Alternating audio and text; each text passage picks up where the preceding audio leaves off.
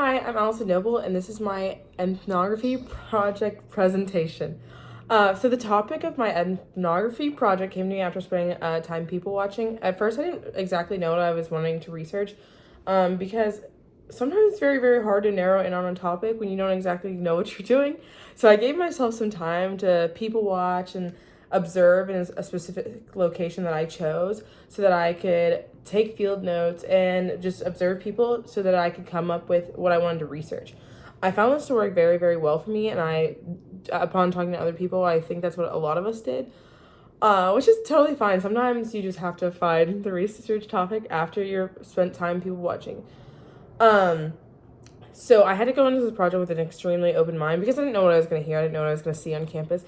And if I had done this project a week later, who knows if my project would have been about the same topic.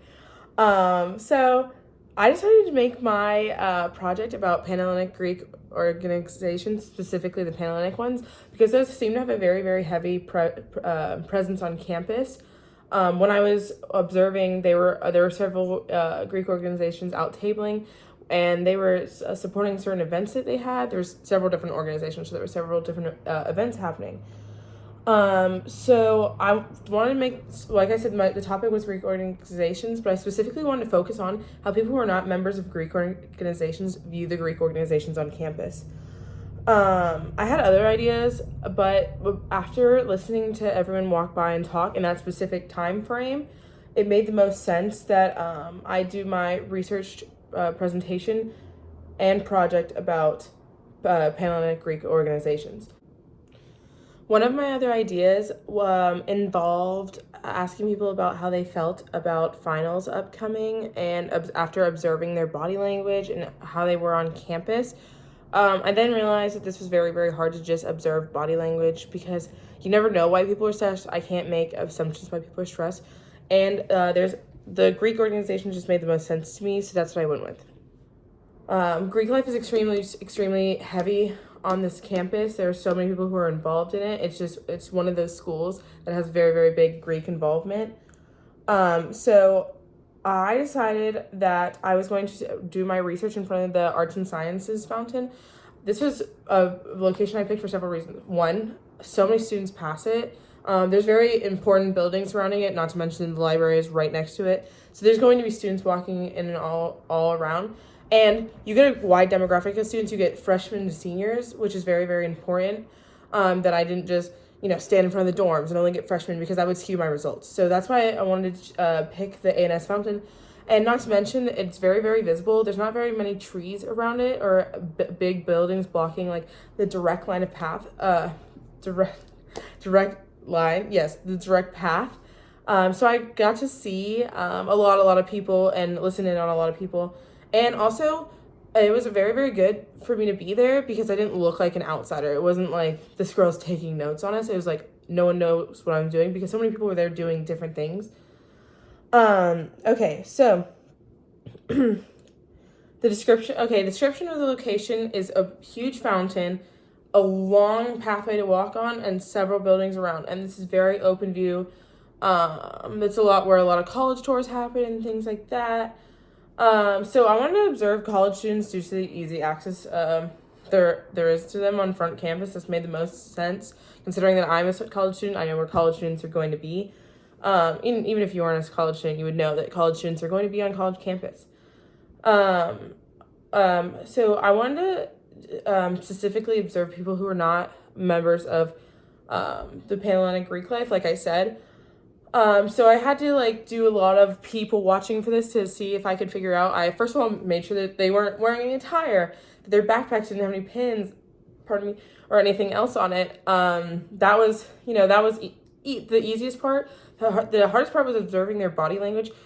I feel like when you get approached by organizations that are not your own or that you're not closely affiliated, it makes you uncomfortable. You can tell when people don't really want to be approached. People tend to wear headphones when they walk past people tabling because they don't want to be approached. I, for one, do it myself. So, okay, so this is difficult, so I had to use my best judgment of the people walking on campus. I then decided to interview someone who was not a member of Greek life. I had to ask several people before I got it right, and that's okay. It just taught me more about myself and my body language viewing skills. So I asked a series of 9 questions to this member, to this person, and these questions pertain to fraternities and sororities. So the first question I asked them was, are you a member of Greek life? This is important to my project because I do not want a member of Greek life being interviewed by me. To which they responded no. So I then asked them, have you ever been to a Greek philanthropic event?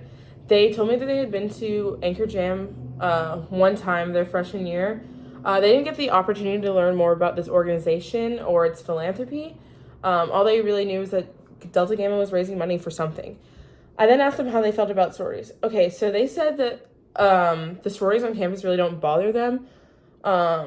They didn't feel very strong about sororities. All they said that was it seemed as if girls on campus were just paying for their friends rather than trying to make their own. I asked them then, how do you feel about fraternities? They said that fraternities on campus have been known to haze and should not be allowed here on campus. They said that they would feel fine if fraternities were made to leave campus.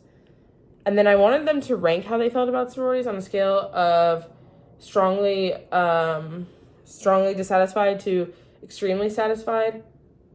And they ranked sororities as neutral. They said they didn't care if sororities remained on campus. They're not involved, obviously, in them. They don't think that their life is generally positive or negatively affected by sororities that are on campus, but they did feel that fraternities ranked as strongly dissatisfied. The respondent emphasized that they could not overlook hazing that seems to be happening here on campus. The next question is, do Greek organizations belong on campus? The respondent said that if sororities should remain on campus, that is fine to them, but fraternities should not. Once again, they're fine with sororities, but they cannot get over the fact, not that they can't get over the fact, but they reflected heavily on the fact that they believe that hazing is extremely, extremely wrong and does not belong here on campus, so they would like to do without fraternities. I asked them what worries you about Greek organizations. They said that joining a sorority does not teach people how to make their own friends, which I think is very, very important. And then they said that guys take things too far, and that's what worried about them about fraternities being on campus. I then asked them what surprised them about Greek organizations. They said that they were very surprised that sororities are very supportive of other sororities, especially when it comes to philanthropic events. They thought that they previously believed that there's a huge rivalry when there's not a huge rivalry in some cases. Then they also said that they were surprised that fraternities were not banned on Georgia College campus, and they believe that Georgia College would improve if they were not here. That is what sums up the big chunk of my project. After this, I did coding and connected all the major themes. And these major themes are institutions, social actions, philanthropy events, social location, population 1, which is fraternities, and population 2, which is sororities. There's also social interactions, mental and physical health, social network, and philanthropy. All of these themes came from how the respondent responded, and they are very, very important to my project.